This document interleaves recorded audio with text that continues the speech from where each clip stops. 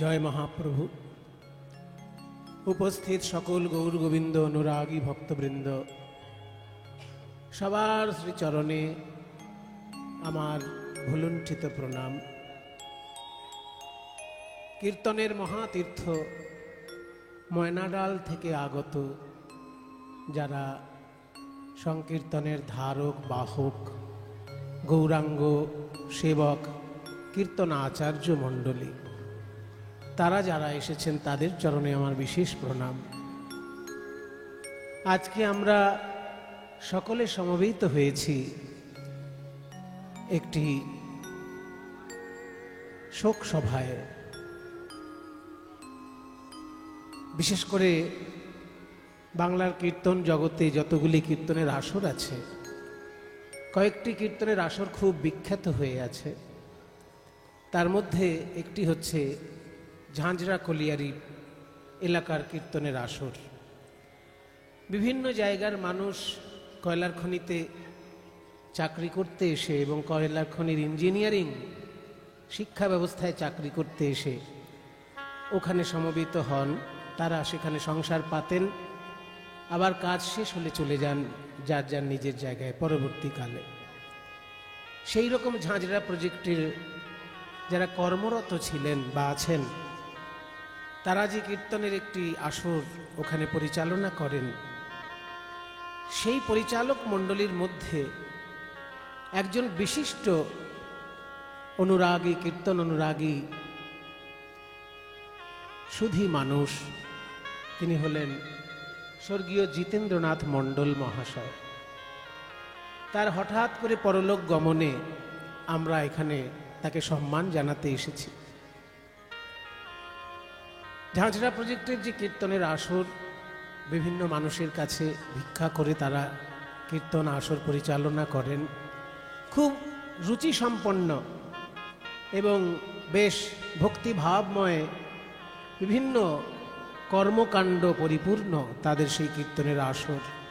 যে আসর দেখে আরও 5টা কীর্তনের আসর শিখতে পারে, শিক্ষা গ্রহণ করতে পারে যে কীর্তনের আসর কত শুদ্ধাচারে পরিচালনা করা উচিত। কোনো কোনো জায়গায় কীর্তন গাইতে গিয়ে দেখা যায় খুব দুঃখ পেতে হয়, কারণ এমন এমন জায়গা আমরা দেখেছি যে কীর্তনের আসর পরিচালনা করছেন আর আড়ালে গিয়ে একটু মদ খেয়ে চলে আসছেন। এই অভদ্রতার সম্মুখীন আমরা অনেকবার হই, যে আসর পরিচালনা করছে হরি সংকীর্তনের আর আড়ালে আবডালে গিয়ে একটু মদ খেয়ে চলে আসছে। এই অভদ্রতাটা যে মহাপ্রভুর মোটেই সহ্য হবে না বা হয় না, সেটা অন্তত সবার একবার শিক্ষা নেওয়া উচিত ভালো ভালো কীর্তন আসরে গিয়ে। তার মধ্যে একটা এই ঝাঁঝরা প্রজেক্টের কীর্তনের আসর। দামোদর বাবু আছেন, প্রণব বাবু আছেন, আরও সবাই আছেন এইখানে উপস্থিত।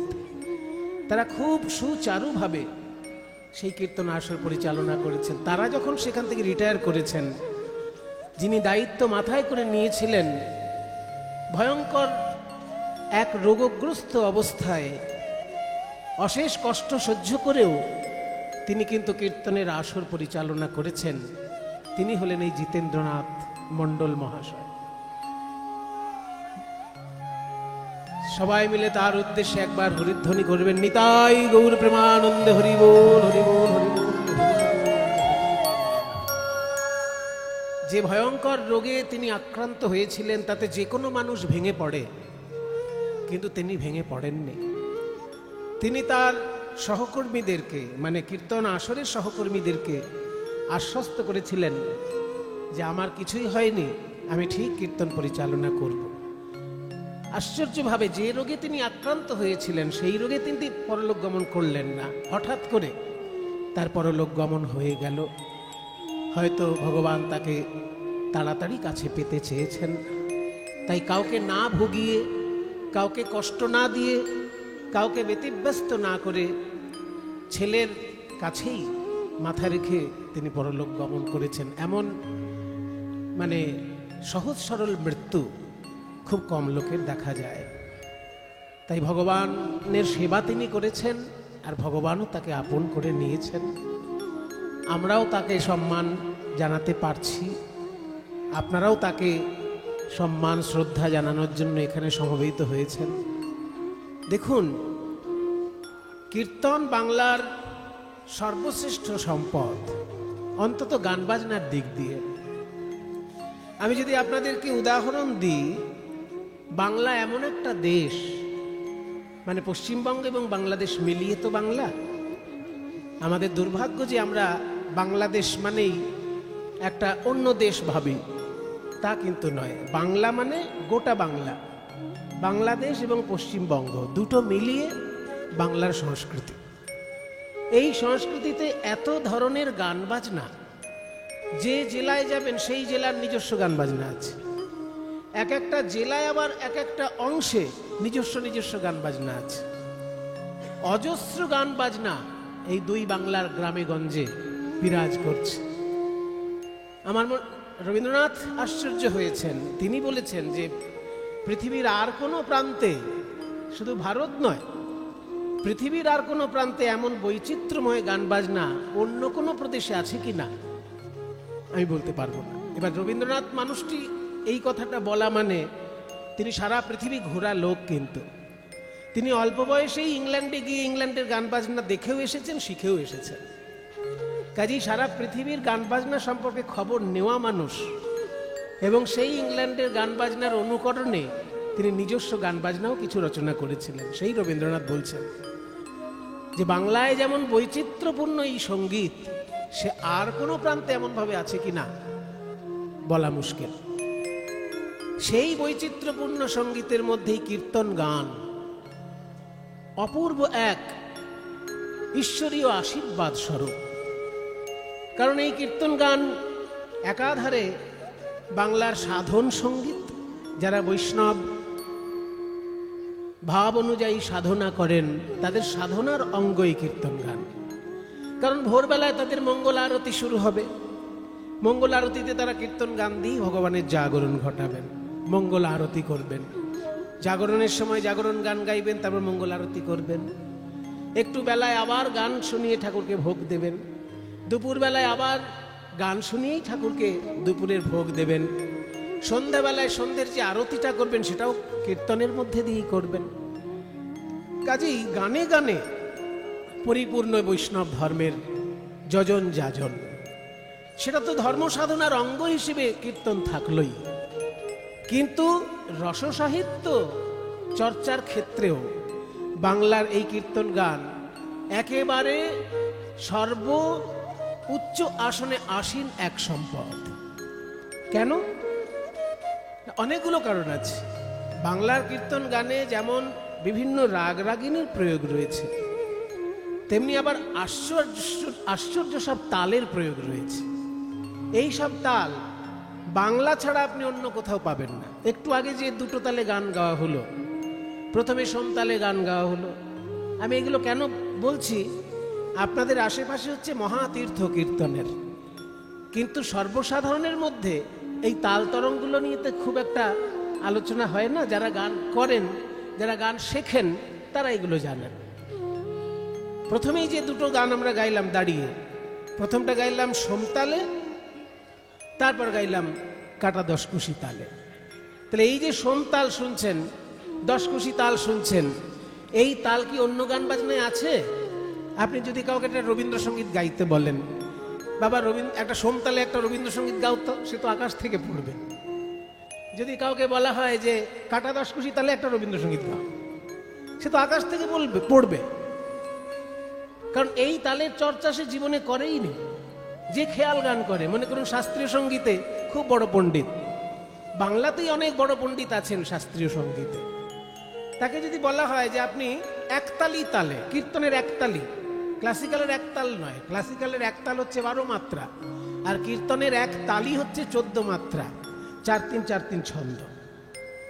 তাকে যদি বলা হয় যে আপনি একতালি তালে একটা খেয়াল শোনান, সে তখন হিমশিম খাবে শোনাতে গিয়ে। কাজে এই যে তাল, একতালি, তিয়ট, সোমতাল, দশকুশি, এগুলো আমাদের বাংলার কীর্তনের সম্পদ। কারণ এগুলো অন্য কোনো গান বাজনায় পাওয়াই যায় না। তাই বাংলার কীর্তনীয় যদি এগুলোকে সশ্রদ্ধ চিত্তে স্মরণ মনন না করেন, তাহলে সেটা কীর্তনীয়দের যেমন অপরাধ, তেমনি যারা শুনছেন তারাও যদি এগুলো মনোযোগ দিয়ে না শোনেন, শোনাটাও তাদের ক্ষেত্রে অপরাধ হয়ে যাবে। কারণ আপনি খেয়াল গান শুনতে বসবেন আর বলবেন চটকদারি গান করুন, তাহলে কি হয়?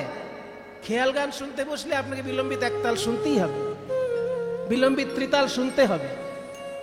খেয়াল গান শুনতে বসে যেমন বিলম্বিত একতাল গান হলে লোকে শ্রদ্ধা সহকারে শোনে, ত্রিতাল যদি বিলম্বিত হয়, ঝুমরা যদি একটু বিলম্বিত হয়, লোকে মন দিয়ে শোনে।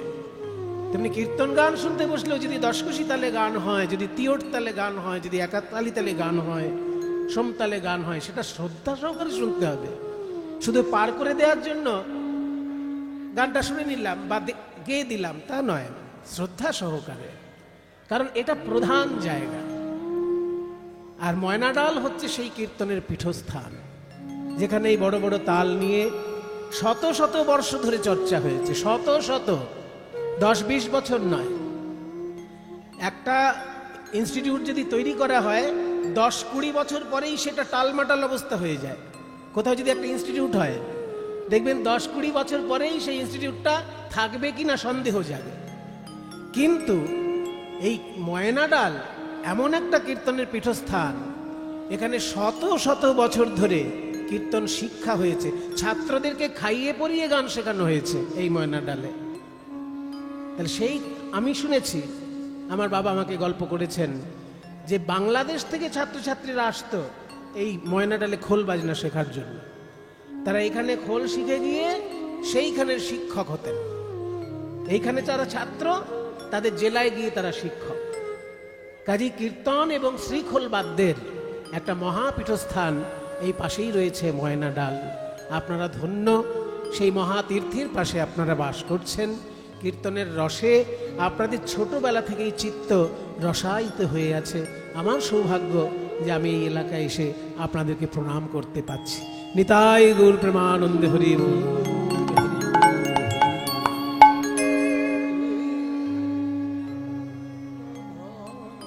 ঠিক আছে, এবার দেখা যাচ্ছে কোথায়? এবার দেখা যাচ্ছে, যারা দেখতে পাচ্ছিলেন না বলছিলেন।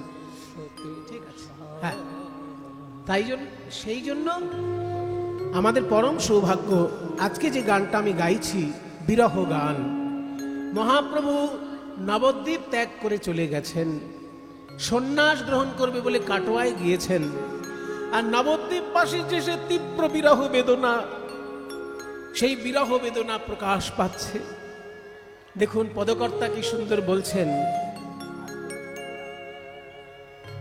পদকর্তা বলছেন যে নদিয়া ছাড়িয়া গেল গৌরাঙ্গ সুন্দরে, ডুবিল ভকত সব শোকের সায়রে।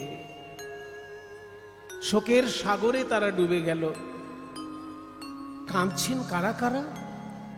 সবার আগে যার নাম করা হচ্ছে, তিনি গৌরাঙ্গ মহাপ্রভুকে কাতর কণ্ঠে ডেকে নামিয়ে এনেছিলেন। এই গৌরাঙ্গ মহাপ্রভু হচ্ছেন স্বয়ং শ্রীকৃষ্ণ। রাধা কৃষ্ণের মিলিত তনু শ্রী গৌরাঙ্গ মহাপ্রভু, কিন্তু তাকে আনলো কে? ওই সুরধুনির তীরে, শান্তিপুরে, গঙ্গার তীরে কাতর কণ্ঠে ডেকে ডেকে এনেছিলেন অদ্বৈত আচার্য। তিনি যখন গঙ্গার তীরে দাঁড়িয়েছেন, শ্রীবাস পণ্ডিত যখন বলছে যে চারিদিকে দেখো বিধর্মীদের অত্যাচার, আর সনাতন ধর্মের ভিতরে রয়েছে অনাচার। ভিতরে অনাচার, বাইরে অত্যাচার, দুদিক থেকে ধর্ম আক্রান্ত। ধর্মের আক্রমণটা শুধু বাইরে থেকে হয় না, ভিতর থেকেও হয়।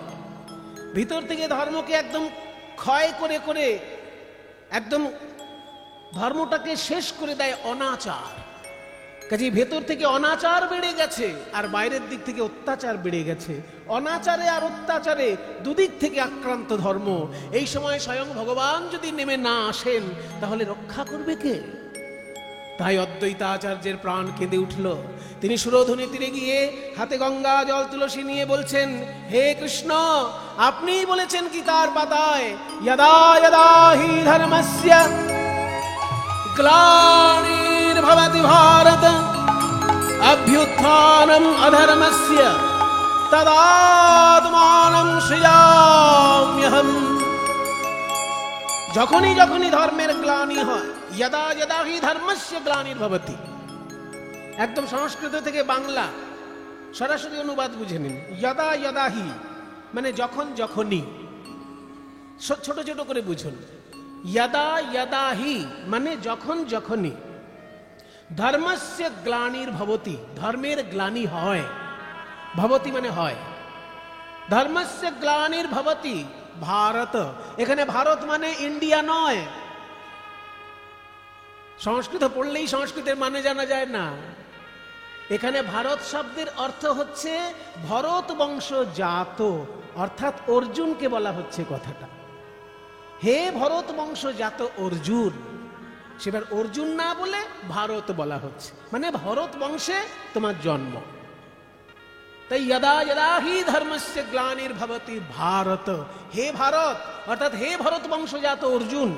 এখানে ভারত মানে ইন্ডিয়া নয়, এখানে ভারত মানে ভরত বংশজাত অর্জুন।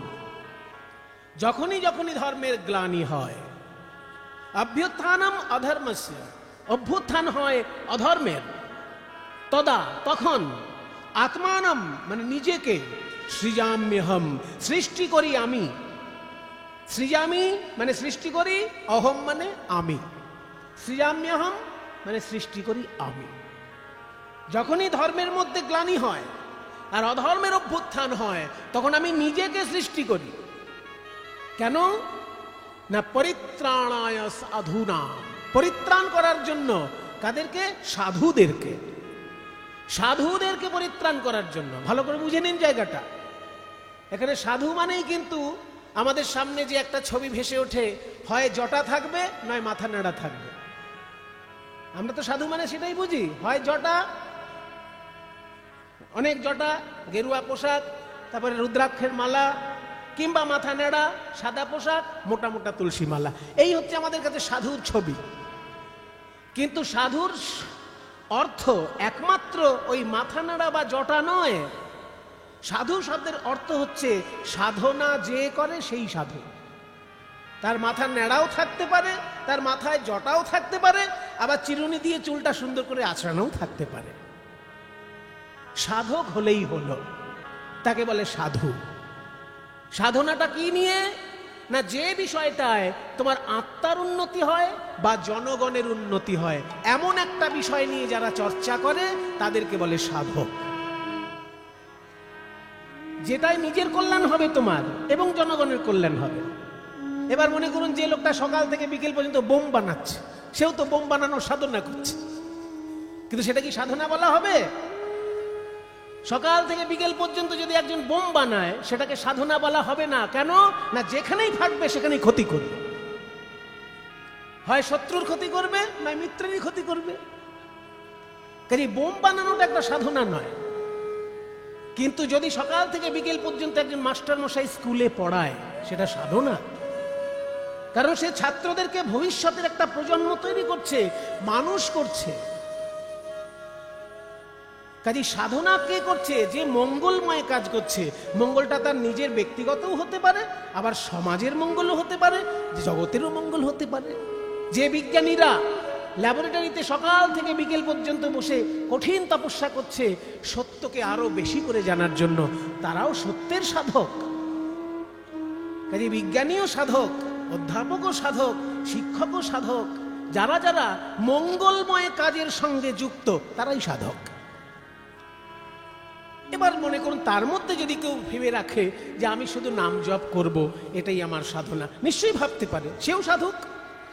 যে সকাল থেকে বিকেল পর্যন্ত নাম জপ করছে, তার আধ্যাত্মিক উন্নতি হচ্ছে, তার নাম জপের ফলে যে পবিত্র একটা বাতাবরণ তৈরি হচ্ছে, তার মন্ত্র উচ্চারণের ফলে যে আকাশ বাতাস মঙ্গলময় হয়ে উঠছে, সেটাও তো জনগণের কল্যাণের জন্যই করছে। কাজে বিজ্ঞানী যে সাধনা করছেন সেটাও সাধনা, আর সকাল থেকে বিকেল পর্যন্ত যদি কেউ ঠাকুরের নাম জপ করে, মন্ত্র জপ করে, সেটাও সাধনা। এই দুটোই সাধনা, কারণ এগুলোর মধ্যে মঙ্গল নিহিত আছে। আর আপনি এমন একটা কাজ করতে শুরু করলেন যাতে মানুষের ক্ষতি হতে পারে, সেটা সাধনা বলা যাবে না। হয়তো আপনার শারীরিক পরিশ্রম হতে পারে, সাধনা নয়। সাধনা সেটাই যার সঙ্গে জনগণের কল্যাণ যুক্ত আছে বা আপনার ব্যক্তিগত কল্যাণ যুক্ত আছে। তাই কল্যাণকামী যেসব মানুষ সাধনা করে চলেছেন, সেই সাধকদের উপর যখন অত্যাচার নেমে আসে, তখন ভগবান থাকতে পারেন না। তাই তিনি বলছেন বিনাশায় চ দুষ্কৃতাম পরিত্রাণায় সাধুনাম। সাধুদেরকে পরিত্রাণ করার জন্য, এখানে সাধু মানে সাধক, সাধকদেরকে পরিত্রাণ করার জন্য, বিনাশায় চ দুষ্কৃতাম, এবং দুষ্কৃতীদেরকে বিনাশ করার জন্য। আর কি? ধর্ম সংস্থাপনার্থায়। ধর্ম মানে দায়িত্ববোধ, কর্তব্যবোধ, এটা ধর্ম। ধর্ম শব্দের অর্থ কি? ধরে রাখা। কি ধরে রাখা? মনুষ্যত্ব ধরে রাখা। পশু যেমন তার পশুত্ব ধরে রাখে, সেটাই তার ধর্ম। পাখি যেমন তার পাখিত্ব ধরে রাখে, তরল পদার্থ যেমন তার তরলত্ব ধরে রাখে, কঠিন পদার্থ যেমন কঠিনত্ব ধরে রাখে, বায়বীয় পদার্থ যেমন বায়বীয়ত্ব ধরে রাখে, তেমনি মানুষ যদি মনুষ্যত্ব ধরে রাখে, সেটাই ধর্ম। মনুষ্যত্ব ধরে রাখতে গেলে কি করতে হবে? 5টা ঋণ শোধ করতে হবে। পঞ্চ ঋণ নিয়ে তুমি জন্মগ্রহণ করেছো, সেই 5টা ঋণ শোধ করবে। প্রথম ঋণ তোমার বাবা মার কাছে। বাবা মা তোমাকে একটা শরীর দিয়েছেন, তাই বাবা মার কাছে তুমি ঋণী। তাই বাবা মাকে শ্রদ্ধা করা, বাবা মার প্রতি কর্তব্য করা, এবং ভবিষ্যতে নিজে সংসার করে আরেকটি সন্তান জন্ম দেওয়া, এই পর্যন্ত পিতার প্রতি কর্তব্য থাকে। তুমি যদি একটা ভালো ছেলে হও, তোমার বাবা তোমাকে উপস্থিত করেছেন এই পৃথিবীতে, উপহার দিয়েছেন তোমাকে এই পৃথিবীতে, তুমিও আরেকটি ভালো সন্তান উপহার দাও, তবে তোমার পিতার প্রতি কর্তব্য সম্পূর্ণ হবে। কাজেই বাবা মার প্রতি কর্তব্য হচ্ছে বাবা মার সেবা করা, এবং নিজে সংসার করে আবার একটি সুসন্তান পৃথিবীতে রেখে যাওয়া। কুসন্তান যেন না হয়, তাদেরকে সুশিক্ষা দেওয়া। কুসন্তান হয়ে গেলে সে কিন্তু বাবা মার মুখ রক্ষা করতে পারে না, বাবা মার মুখ জ্বলে যায় তার জন্য। তাই এটা ধর্ম। তুমি যেমন একজন বাবার ভালো ছেলে, তেমনি আরেকটি ভালো ছেলে ভবিষ্যতে তোমার থেকে আসবে। এটা প্রথম ঋণ স্বরূপ, পিতৃঋণ বলে একে। তারপর হচ্ছে দেব ঋণ, দেবতাদের ঋণ। দেবতা কারা? ওই যে বাতাস বইছে, বায়ু দেবতা। ওই যে জল, বরুণ দেবতা। এই দেবতাগণ আমাদেরকে রক্ষা করছে। একদিকে বায়ু, একদিকে বরুণ, ইন্দ্র, চন্দ্র, সূর্য, সব দেবতা। কাজে ওরা যখন আমাদেরকে রক্ষা করছে, ওরাও যাতে ক্ষতিগ্রস্ত না হয় সেটা দেখা আমাদের দায়িত্ব। আমি এমন কিছু কাজ করব না যে পুকুরের জল খারাপ হয়ে যাবে বা নদীর জল খারাপ হয়ে যাবে। আমি এমন কিছু কাজ করব না যে বায়ুমণ্ডল দূষিত হয়ে যাবে, কারণ বায়ু আমাকে বাঁচিয়ে রেখেছে। বায়ুর থেকে অক্সিজেন নিয়ে আমি বেঁচে আছি, আর আমি এমন ধোঁয়া ছেড়ে দিলাম যে বায়ু হয়ে গেল দূষিত। আমি অপরাধ করলাম। দেবতার প্রতি আমার ঋণ শোধ হলো না। যে দেবতার থেকে আমি উপকার নিচ্ছি, সেই দেবতাকে উপকার আমি ফিরিয়ে দেব, তবে আমার দেবতার প্রতি ঋণ শোধ হবে। আমি যদি জল খেয়ে সুস্থ হই, তাহলে আমিও জলটা যাতে ভালো থাকে সেই ব্যবস্থা করব। আমি যদি অক্সিজেন নিয়ে সুস্থ থাকি, অক্সিজেন যাতে আরো ভালো করে হয় সেই ব্যবস্থা করব, গাছ লাগাবো। এগুলোই তো ধর্মের অঙ্গ। দেবতার সেবা। কিছুই না পারলে দেবতার উদ্দেশ্যে মন্ত্র পাঠ করব। হাজার হাজার বছর আগে বেদে মন্ত্র বলা হয়েছে, ইন্দ্রের উদ্দেশ্যে, চন্দ্রের উদ্দেশ্যে, বায়ুর উদ্দেশ্যে, অগ্নির উদ্দেশ্যে। ঋগ্বেদের প্রথম মন্ত্রটা তো অগ্নির উদ্দেশ্যে। ওম অগ্নিমীড়ে পুরোহিতম যজ্ঞস্য দেবম মৃত্যুজম হোতারম রত্নধাতমম। যদি পারি সরাসরি দেবতার সেবা করব, যদি না পারি মন্ত্র পাঠ করে স্তব করব। এটা হচ্ছে দেব ঋণ শোধ। তাহলে পিতৃঋণ হলো, দেব ঋণ হলো। তৃতীয় ঋণ হচ্ছে ঋষি ঋণ। ঋষিগণ তোমাদের জন্য অনেক শাস্ত্র লিখে গেছেন। সেই শাস্ত্রগুলোর মধ্যে কিছুটা যদি পড়তে পারো, সব পড়তে পারবে না, কিছুটাও যদি পড়তে পারো, তাহলে ঋষি ঋণ শোধ করা হয়। যেমন রবীন্দ্রনাথ লিখে গেছেন গীতাঞ্জলি। অনেক কাব্য তিনি লিখেছেন, অনেক প্রবন্ধ লিখেছেন, অনেক ছোট গল্প লিখেছেন, অনেক উপন্যাস লিখেছেন। সব যদি পড়া সম্ভব না হয়, অন্তত গীতাঞ্জলিটা তো জীবনে একবার পড়বে। যদি না পড়ো, তাহলে রবীন্দ্রনাথের কাছে তুমি ঋণী থেকে গেলে, ঋণ শোধ করা হলো না। মহাজন যেসব লিখে যান, তাদের লেখাটা পড়লে পরে তাদের ঋণ শোধ করা হয়। এটাকে 3 নম্বর ঋণ বলে, একে বলে ঋষি ঋণ। প্রথম ঋণ বাবা মার ঋণ, দ্বিতীয় ঋণ দেবতার ঋণ, তৃতীয় ঋণ হচ্ছে ঋষি ঋণ। আর চতুর্থ ঋণ কি? না চতুর্থ ঋণ হচ্ছে মনুষ্য ঋণ। মানুষের কাছে আমি ঋণী। কোন শিক্ষক আমাকে শিক্ষা দিয়েছেন, কেউ আমাকে সাইকেল চালানো শিখিয়েছে, কেউ আমাকে সাঁতার শিখিয়েছে, সবার কাছে আমি ঋণী। আমি যদি কারোর কাছে সাঁতার শিখে থাকি, আমি আরেকজনকে সাঁতার শেখাবো, তবে কিন্তু আমার ঋণটা শোধ হলো। আমি যদি কারোর কাছে সাইকেল চালানো শিখে থাকি, আর একজনকে আমি সাইকেল শেখাবো, তবে আমি ঋণ শোধ করলাম। মনুষ্য ঋণ, এটাও শোধ করা ধর্ম। শেষ ঋণ কি? ভূত ঋণ। ভূত মানে এখানে ভূত প্রেত পেতনি না, ভূত মানে জীবজন্তু। জীবজন্তুর জন্য আমরা ঋণী হই। মনে করুন আমি ঘুমোচ্ছি, আমার পাড়ার কুকুরটা ঘুমোচ্ছে না, সে দেখছে যে পাড়ায় চোর ঢুকলো কিনা, তাহলে সে আমাকে ঋণী করে ফেললো। আমি জেগে থাকতে পারলাম না, কুকুর জেগে থাকলো, কুকুরের জন্য পাড়ায় চোর ঢুকতে পারলো না, তাহলে আমি কিন্তু কুকুরের কাছে ঋণী হয়ে গেলাম। তাই আমাকে কি করতে হবে?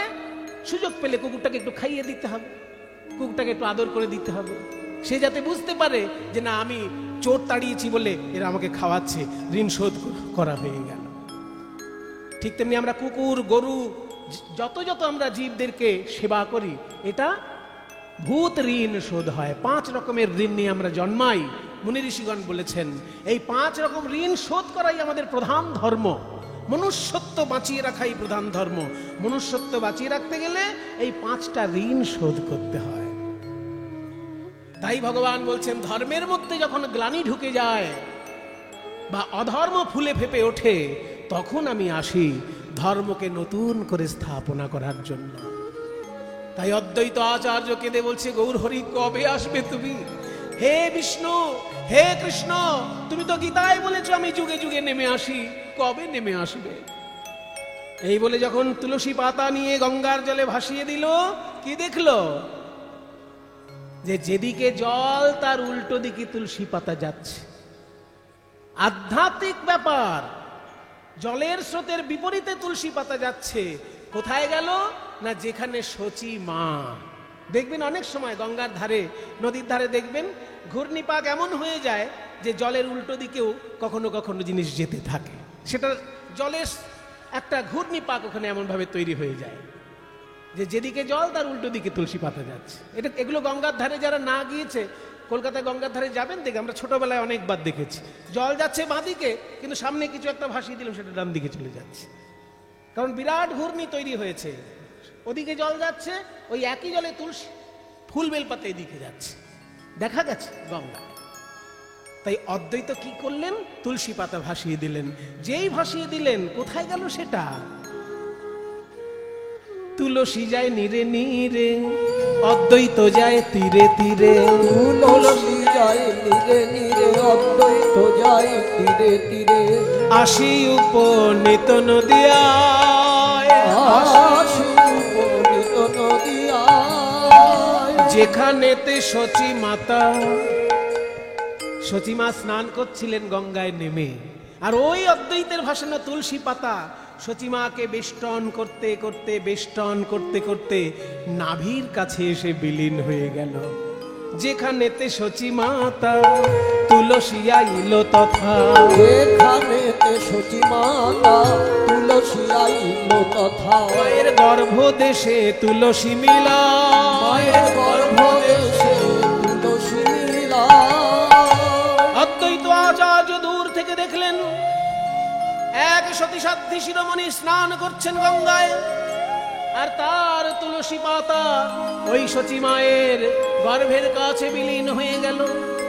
সঙ্গে সঙ্গে দুটি বাহু তুলে অদ্বৈত বলছে, আসছে আমার প্রাণের ঠাকুর, আসছে আমার প্রাণের ঠাকুর। শচী মায়ের কোলে আলো করে আসছে আমার প্রাণের ঠাকুর। শচী মায়ের কোল আলো করে আসছে আমার প্রাণের ঠাকুর। শচী মায়ের কোলে আলো করে ভক্তি ভাবে ভূষণ ভরাবে, শচী মায়ের কোল আলো করে ভাবে ভুবন ভরাবে।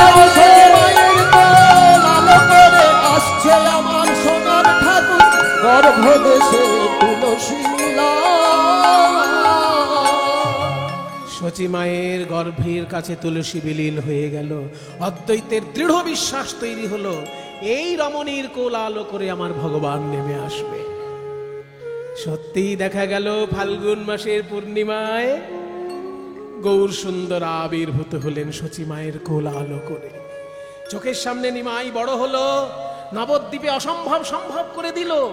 কাজী সাহেব হরিনাম বন্ধ করে দিয়েছিল, সেই হরিনামকে নতুন করে প্রতিষ্ঠা করলো নিমাই। জগাই মাধাই, মাধাই নিত্যানন্দের মাথা পাঠিয়ে দিয়েছিল, আর সেই জগাই মাধাইকে উদ্ধার করলো আমার গৌর সুন্দর। চোখের সামনে এইসব লীলা দেখে আনন্দে পরিপূর্ণ হয়ে গেছিল অদ্বৈতের হৃদয়। কিন্তু সেই নিমাই যখন চোখের সামনে সন্ন্যাসী হয়ে চলে গেলেন, অদ্বৈত বলছে, ঠাকুর আমি বেঁচে থাকতে তুমি কেন সন্ন্যাসী হলে? আমি তোমাকে যে কেঁদে কেটে ডেকে আনলাম, তাহলে আমার কি মূল্য রইল? এই বুড়োটা মরে যেত, তারপর না হয় তুমি সন্ন্যাসী হতে। কাঁদিছে না দ্বৈতাচার্য শ্রীবাস গদাধর,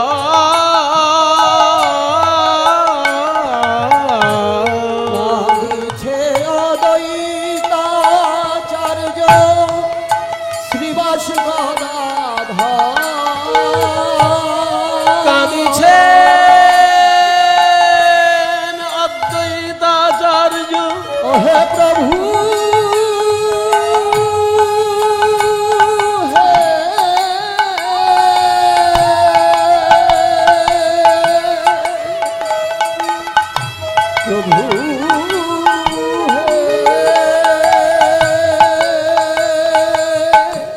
প্রভু, কাঁদিছে না দ্বৈতাচার্য শ্রীবাস গদাধর। শ্রীবাস, তুমি কেন কাঁদছো? শ্রীবাস, অদ্বৈত ঠাকুর, আমি কাঁদবো না। আমি তো প্রথম তোমাকে গিয়ে হাতে পায়ে ধরেছিলাম যে ঘোর কলি নেমে এসেছে, ভগবান কবে আসবেন? আমার কথাতেই তো তুমি ডেকেছিলে গোলক অধিপতিকে, তোমার ডাকে গোলকের সিংহাসন টলে গিয়েছিল। আমি কেন কাঁদছি জানো? যে নিমাইয়ের কীর্তন চলছে বলে আমি আমার ছেলের মৃত্যু শোক পর্যন্ত ভুলে গেছিলাম। শ্রীবাসের বাড়িতে কি হয়েছিল জানেন তো? যখন শ্রীবাসের বাড়িতে মহাপ্রভু কীর্তন গাইছেন, ওদিকে অন্দরমহলে শ্রীবাসের পুত্র এমন ভাবে হঠাৎ করে কি যে তার শরীর খারাপ হলো কে জানে, মৃত্যু যন্ত্রণা শুরু হলো। মায়ের চোখের সামনে যদি ছেলের মৃত্যু ঘটে, তাহলে সেই মায়ের কি অবস্থা হয় একবার চিন্তা করুন। শ্রীবাসের স্ত্রী মালিনী দেবী ওই ছেলেকে কোলে নিয়ে হা হুতাশ করে কাঁদতে যাবে, আর সেই সময় শ্রীবাস এসে একটা কাপড়ের পুটলি করে স্ত্রীর মুখের মধ্যে গুঁজে দিল, যাতে ছেলে যদি মৃত্যু হয়ে যায়, কান্নাকাটি করে যদি আমার স্ত্রী, মহাপ্রভুর কীর্তন বন্ধ হয়ে যাবে, কীর্তন যেন বন্ধ না হয়। তাই স্ত্রীর মুখের মধ্যে একটা কাপড়ের পুটলি গুঁজে দিল শ্রীবাস। কিন্তু মহাপ্রভু বুঝতে পেরেছেন কিছু একটা ঘটেছে, আজকে আমার কীর্তনে কিছুতেই ভাব আসছে না। অন্দরমহলে চলে গেলেন গৌরহরি, দেখলেন যে ছেলে কোলে নিয়ে মা কাঁদছে, মায়ের মুখের মধ্যে কাপড় গোজা যাতে আওয়াজ না হয়। তখন গৌরহরি বললেন, মা তুমি কেঁদো না, দেখো তোমার ছেলে এক্ষুনি বেঁচে উঠবে। এই বলে গৌর সুন্দর ওই যে মৃত ছেলেটির বুকের উপর হাত বোলাতে লাগলেন। আর জানি না গৌরহরির হাতে কোনো জাদু আছে কিনা, ওই মৃত ছেলে ধীরে ধীরে উঠে বসলো। মৃত ছেলে উঠে বসলো। গৌর সুন্দর বলছে, শোনো ভাই, এই যে তোমার মা মালিনী দেবী কাঁদছেন, এই যে তোমার পিতা শ্রীবাস কাঁদছেন, ওনাদের সঙ্গে কথা বলো। তখন সেই মৃত ছেলে উঠে বলছে, এনারা আমার এই জন্মের মা, আমার তো আগে আরো জন্ম হয়েছে, তখন তো অনেক মা বাবা আমি পেয়েছি, এনারা শুধু একাই তো আমার মা বাবা নয়। এইরকম আধ্যাত্মিক কথা শুরু করে দিল ওই ছেলে। মানুষ যখন মায়ার বন্ধনে আবদ্ধ হয়, তখনই মা, বাবা, ভাই, বোন ইত্যাদি পরিবার বৃন্দের মধ্যে সে নিজেকে এক করে ফেলে। কিন্তু দেহত্যাগ ঘটলে সেই আত্মা তো দেহ ছেড়ে চলে যায়। তাই এনারা আমার মা বাবা ঠিক কথা, কিন্তু এনারা আমার এই জন্মের মা বাবা। এনারা ছাড়াও আরো অনেক মা বাবা আছে আমার। এই কথা শুনে শ্রীবাসের স্ত্রী বলল, বাবা তাহলে আমি তোর একা মা নই? ঠিক আছে বাবা, তুই যে দেশে গমন করেছিস সেই দেশেই যা, সুখে থাক, তোর স্মৃতি নিয়ে আমি বেঁচে থাকব। আবার সেই ছেলেটি ঢলে পড়ল, পরলোক গমন করল। এমন একটা আশ্চর্য ঘটনা ঘটেছিল শ্রীবাসের বাড়িতে। কাজী শ্রীবাস পণ্ডিত এত বড় একজন ভক্ত যে তার কীর্তন চলতে চলতে ছেলে মারা গেছিল, তবুও তিনি কীর্তন বন্ধ করাননি মহাপ্রভু।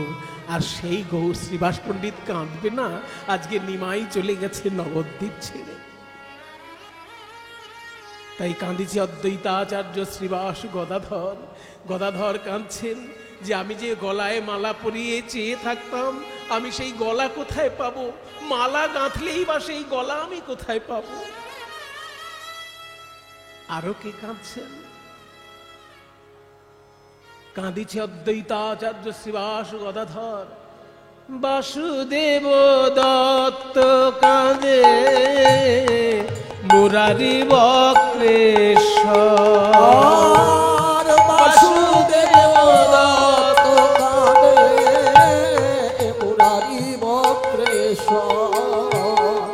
আর বাসুদেব দত্ত কাঁদে, মুরারি বক্রেশ্বর।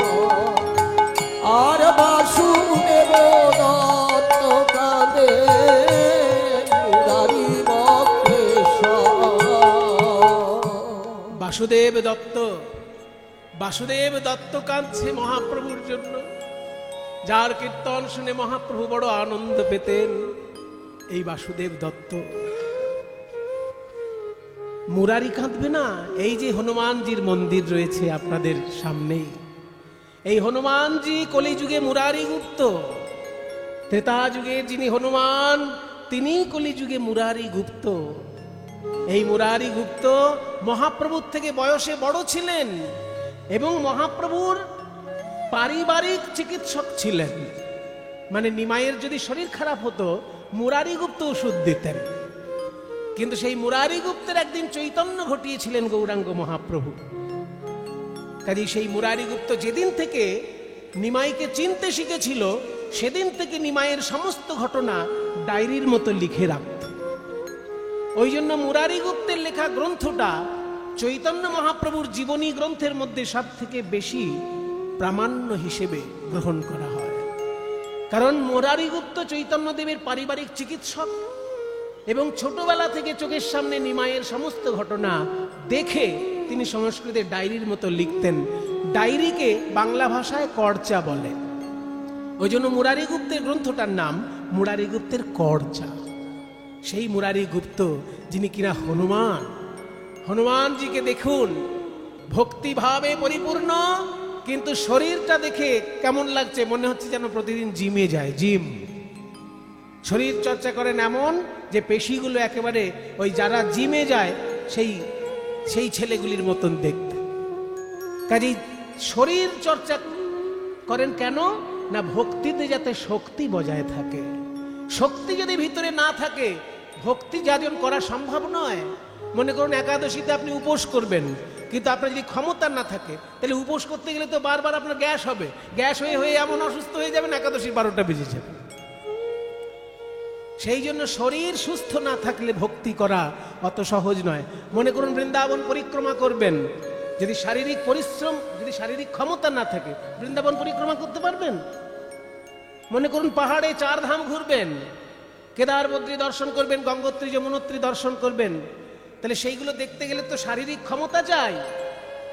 সেই জন্য শরীরে যদি শক্তি না থাকে, ভক্তি যাজন সহজ নয়। ওই জন্য হনুমানজিকে দেখে শিখতে হয় যে শক্তি চর্চা সমানভাবে করতে হবে, ভক্তি যাজনও সঙ্গে সঙ্গে করতে হবে। তাই শক্তি এবং ভক্তির মিলিত প্রতিমূর্তি হচ্ছেন হনুমানজি। ওই জন্য হনুমানজি সম্পর্কে বলা হয়েছে তিনি হচ্ছেন পবনদূতম, তিনি হচ্ছেন পবন সুতম, তিনি পবন দেবতার পুত্র, পবনের মতন গতি তার। সেই হনুমানজি কলিযুগে মুরারি গুপ্ত, তিনিও কাঁদছেন গৌরাঙ্গ বিরহে। বাসুদেব দত্ত কাঁদে, মুরারি বক্রেশ্বর। বক্রেশ্বর কেন কাঁদছে? এই বক্রেশ্বরের সঙ্গে একবার নিমাইয়ের তর্ক হয়েছিল যে দেখো বক্রেশ্বর মানে বাজি, যেটাকে বাজি বলে না, বাজি, ওই বাজি ধরেছিল বক্রেশ্বর যে নিমাই তুমি কতক্ষণ গাইতে পারো আমি আজকে দেখব, তুমি যতক্ষণ গাইবে আমি ততক্ষণ নাচব। বক্রেশ্বর এই একটা বাজি ধরে, বাজির লড়াই হয়েছে। তো নিমাই শুরু করলো গান আর বক্রেশ্বর শুরু করলো নাচ। গানও চলছে, নাচও চলছে। কতক্ষণ হলো জানেন? 24 ঘন্টা। 24 ঘন্টা ধরে মহাপ্রভু গান গেয়ে চলেছেন আর বক্রেশ্বর নেচে চলেছে। প্রভুর গানও থামে না, বক্রেশ্বরের নাচও থামে না। 24 ঘন্টা যখন পার হয়ে গেল তখন বক্রেশ্বরের কাছে গৌর সুন্দর হাত জোড় করে বলছে, অনেক হয়েছে, আর আমি গাইতে পাচ্ছি না, আমি গান থামালাম, এবার তুমি নাচ থামাও। কাজেই দেখা গেল ভক্ত আর ভগবানে যদি লড়াই লাগে, ভগবান কখনো জিততে পারে না, ভক্তই জিতে যান। মহাপ্রভু গান থামালেন, তারপর বক্রেশ্বর নাচ থামালেন।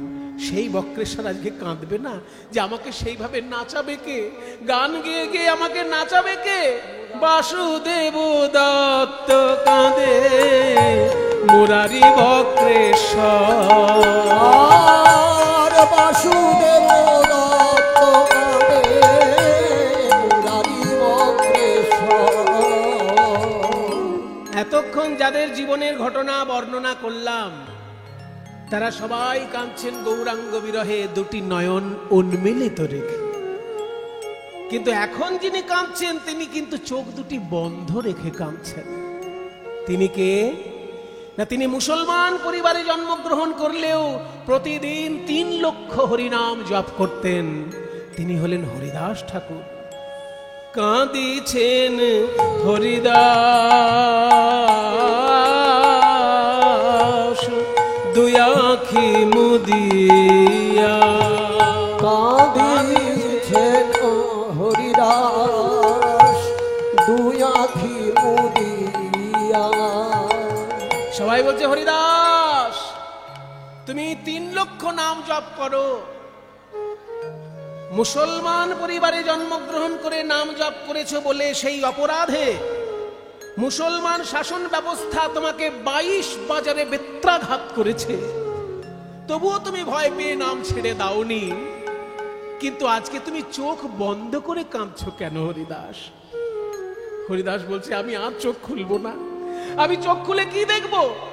আমি আঁখি তো আর মিলবো না রে, আমি আঁখি তো আর মিলবো না রে। বলো আঁখি মেলে আর কি বাহেরবো, আঁখি মেলে আর কি বাহেরবো, এই গৌর শূন্য নদীয়াতে আঁখি মেলে আর কি বাহেরবো, গৌর শূন্য নদীয়াতে আঁখি মেলে আর কি বাহেরবো, গৌর শূন্য নদীয়াতে। আমি আঁখি তো আর মিলবো না রে।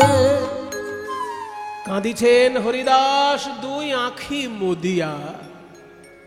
আরো একজন কাঁদছেন, কিন্তু তার কাঁদা উচিত নয়, একদম উচিত নয়।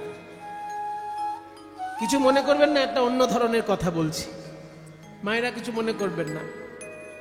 মনে করুন কোন পাড়ায় একটা মাতাল আছে, আর সে যদি দেখে পাশের বাড়ির লোকটাও মাতাল হয়েছে, তাহলে এ আনন্দ পাবে না দুঃখ পাবে? কোনটা পাবে বলুন?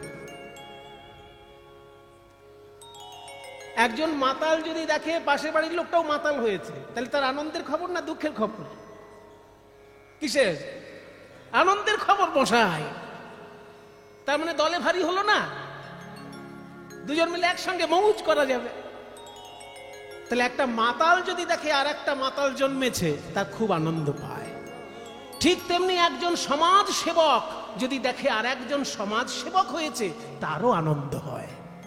কারণ এ একা একা সমাজ সেবা করে হিমশিম খাচ্ছিল, এবার সঙ্গে একজন থাকলে সমাজ সেবা করতে আরো সুবিধা হবে। ঠিক তেমনি যদি কোনো সন্ন্যাসী দেখে আর একজন সন্ন্যাসী হয়েছে তারও আনন্দ হয়। কেন না, আমি একা সন্ন্যাস গ্রহণ করে জগতের কল্যাণ চিন্তা করছিলাম, আমার সঙ্গে আর একজন অন্তত জগতের কল্যাণের জন্য গৃহত্যাগ করেছে। তাই নিত্যানন্দ তো সন্ন্যাসী, তিনি জগতের কল্যাণের জন্য গৃহত্যাগ করেছেন, লোকের বাড়িতে ভিক্ষে করে খাওয়ার জন্য সন্ন্যাসী হননি নিতাই, জগতের কল্যাণের জন্য তিনি সন্ন্যাসী হয়েছেন। তাহলে তিনি যখন দেখবেন যে গৌর সুন্দর সন্ন্যাসী হয়েছেন, এতে তো আনন্দের কথা। নিত্যানন্দ কাঁদছে কেন?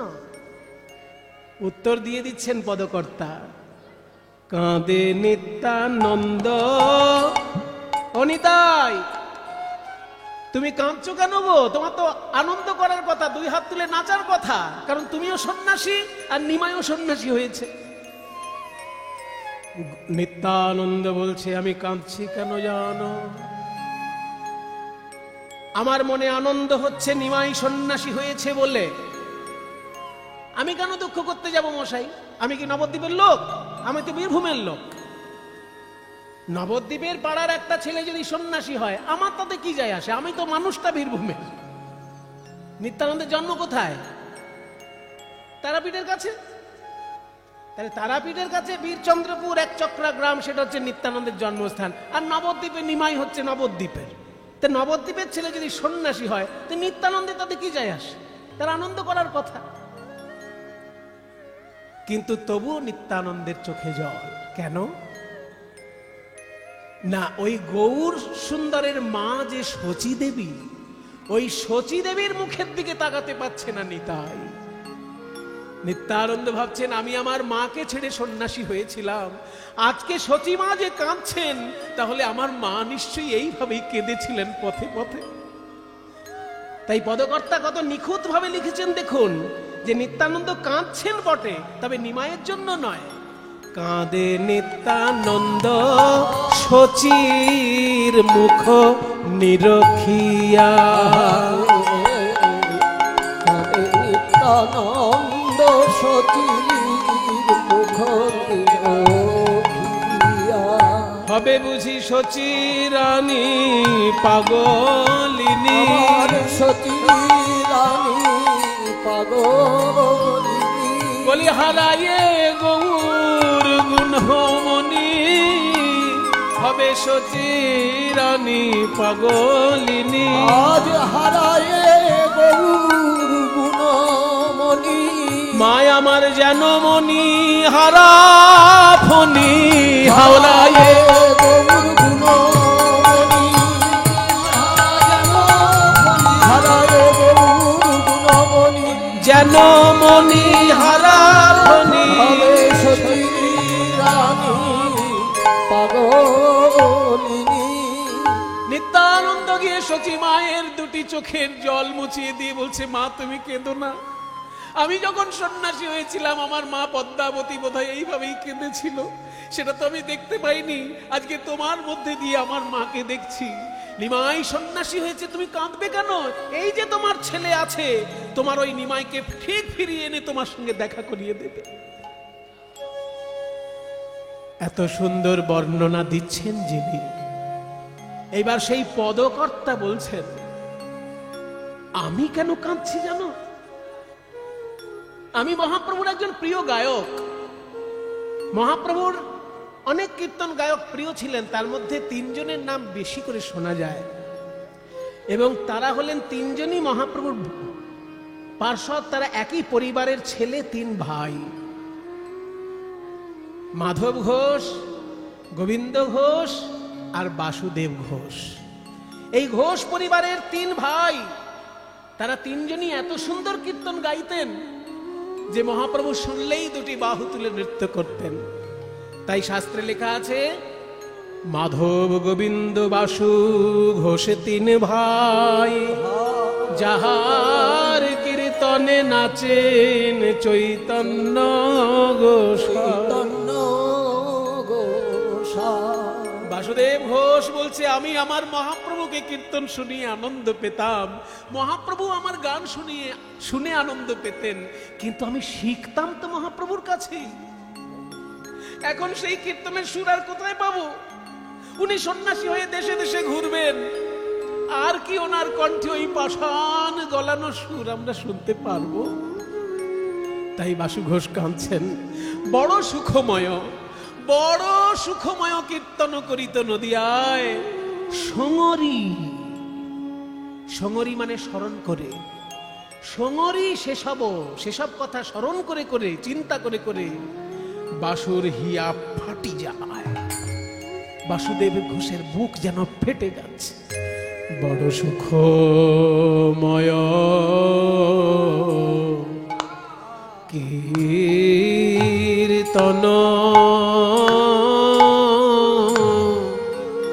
প্রভু আমার করিত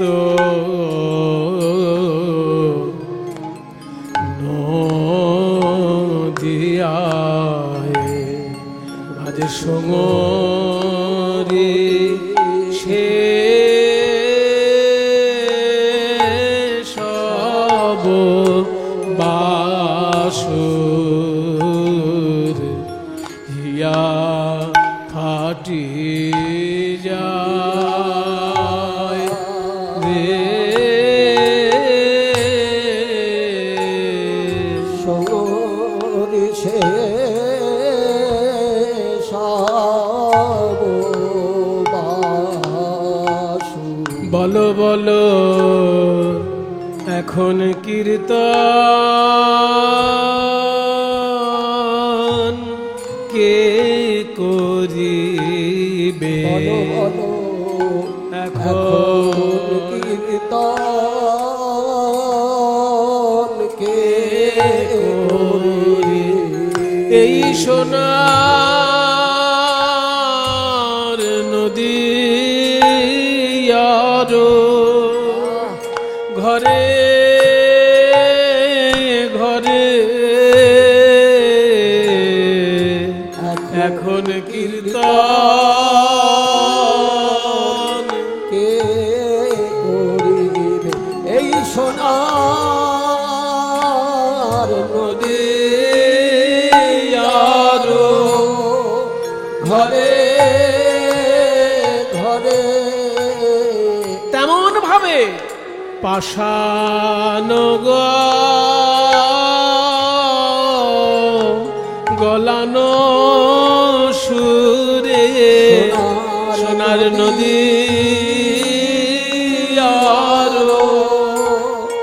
ঘরে ঘরে বলিয়া চন্ডালে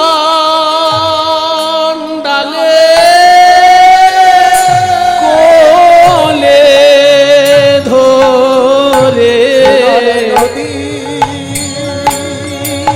আর ঘরে ঘরে বলিয়া চন্ডালে কোলে সোনার নদী ঘরে ঘরে বলিয়া চন্ডালে কোলে ধরে সোনার নদী আর ঘরে ঘরে ডালে কোলে সোনার নদী আর ঘরে ঘরে ডালে কোলে নদী আর ঘরে ঘরে এখন কীর্তন কে করি? আয় বড় সুখময় কীর্তন করিত নদিয়ায় আজ সঙরি সেসব বাসুর হিয়া ফাটি যায়। আরে সঙরি সে সব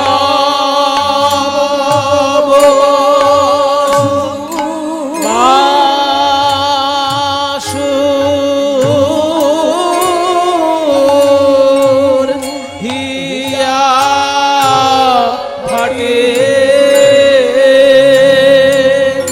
ফাটে যায় রে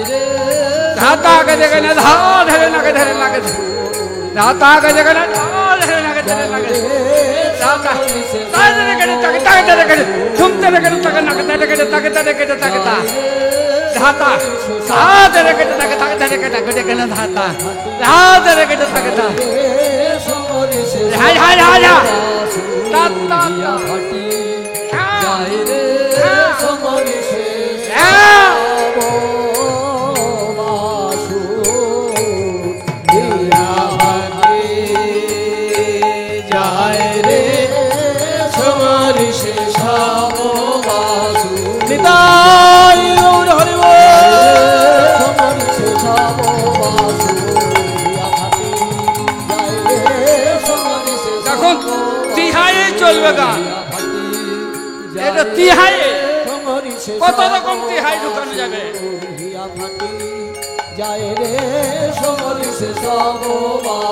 শুরু হলো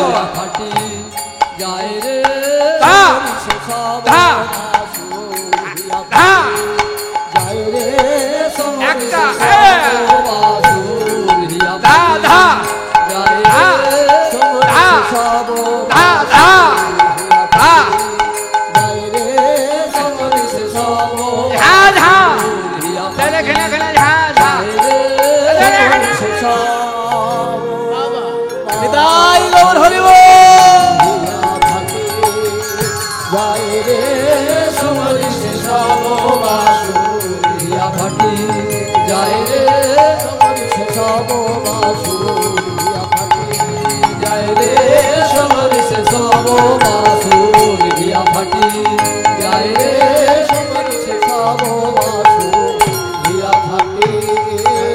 ফাটে যায় আরে সমরি সে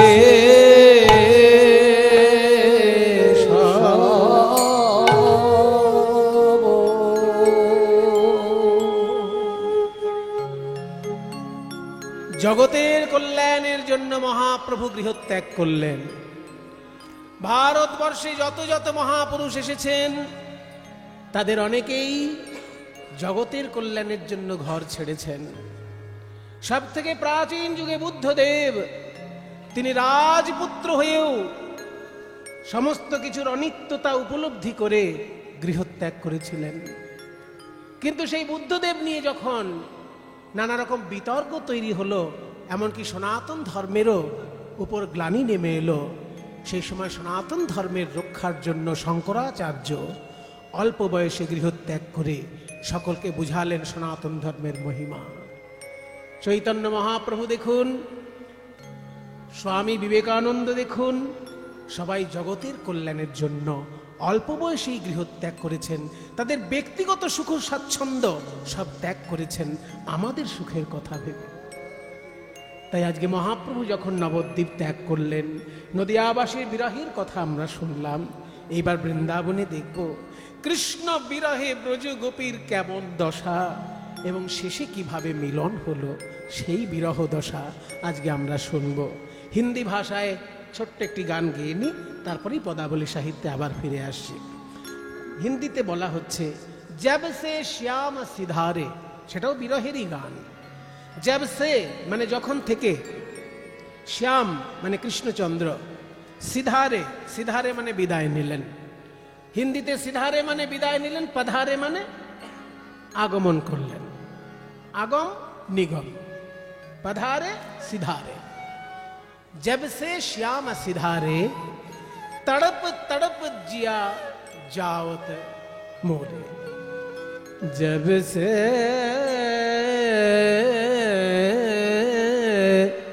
श्याम सिधारे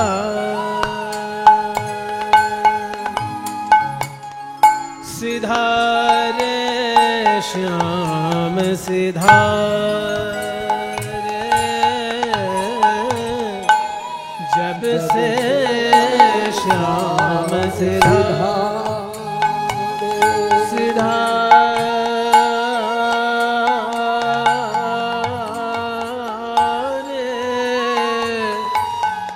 सिधारे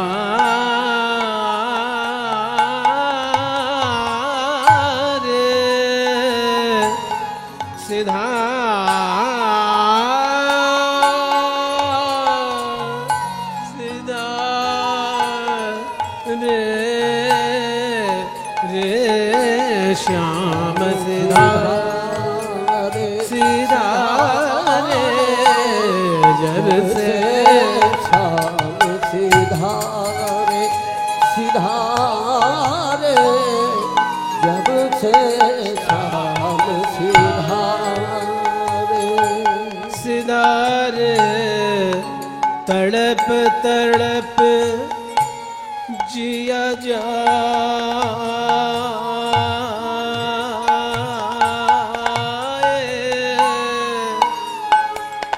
जिया जाए,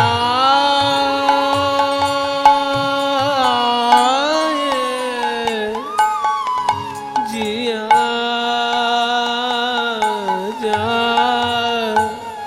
जाए रे, जब से श्याम सिधारे सिधारे, जब से श्याम सिधारे।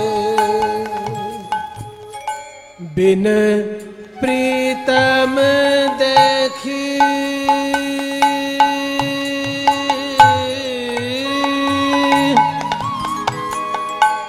बिन प्रीतम देखी মানে প্রিয়তমকে দেখতে না পেয়ে আমার কি দশা সখী। बिन प्रीतम देखी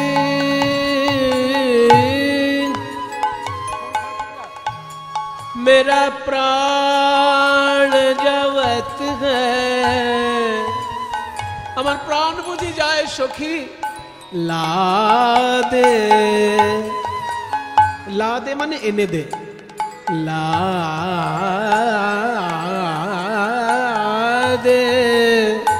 একবার এনে দে। प्रीतम प्यारे प्यारे जब से श्याम सिधारे जब से श्याम